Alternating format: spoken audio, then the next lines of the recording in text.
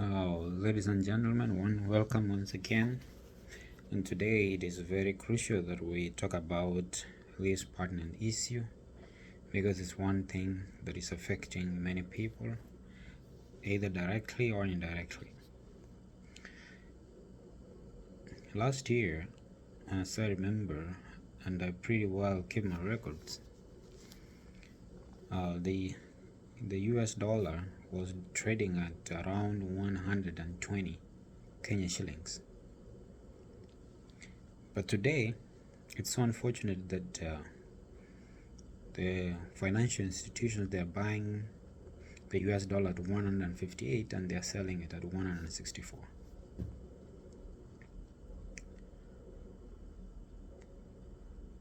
I remember when His Excellency, the President of the Republic of Kenya, came into office, he categorically waged war against using the dollar to pay for items. He went to Djibouti, he went to all over the world, went to all these countries, particularly in France when he was talking to the President of France. And he stated that why should we buy items and we have to pay in the dollar?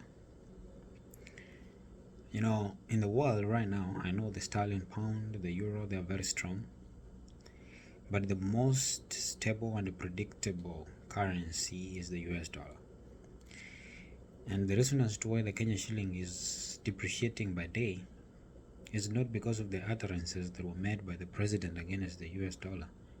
Partly so, but majorly because of what the country called Kenya is today. The Central Bank of Kenya has attributed to the massive decline in the strength of the Kenya shillings to the weakening of the Kenyan economic market on the ground of high public debt. They've talked about the depleted government revenues. They've also talked about the United States Federal Reserve Bank trying to raise the interest rates, making the US dollar stronger.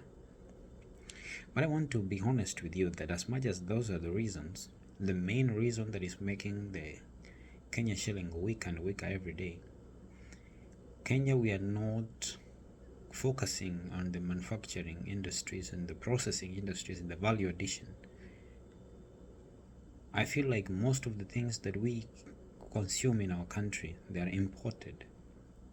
We do not export as much as we import things to our country. And so you do not expect to import something from a different country and you want to pay in Kenya shilling. If you're going to import something, you have to pay in the currency that they want. If you want to import oil from Ukraine, from Russia, from whichever country, Saudi Arabia, whatever, even the G2G deal, it failed. So if you're buying something from a different country, be it Djibouti, be it Ethiopia, be it Israel, be it anywhere, you have to pay in the currency that they want. And the currency that is very the currency that most countries are using and as a standard of exchange is the US dollar. And so the focus of our leadership should not be on waging war against the US dollar, but focusing on how Kenya as a country, we can have a revolution where we want to move from the agricultural, like we want to, as much as we're good in the production in terms of agriculture, we can move from that level and try to make our own things, manufacture our own stuff, promote Kenya, buy Kenya, sell Kenya.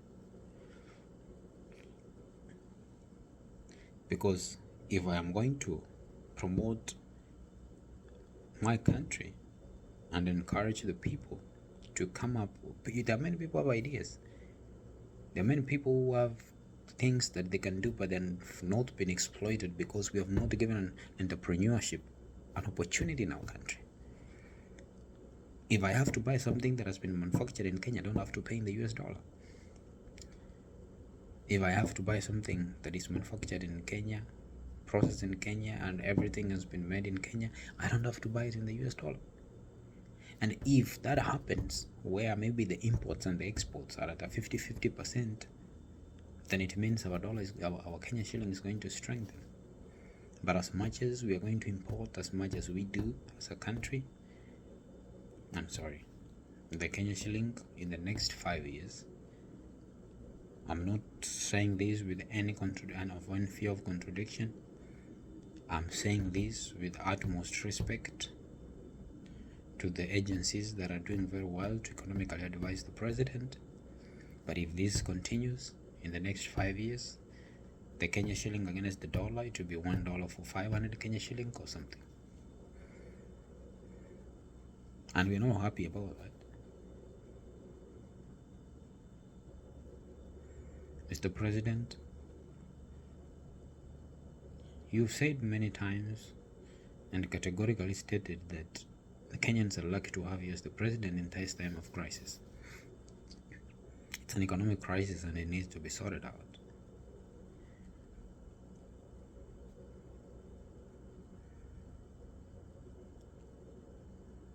Solve the economic crisis.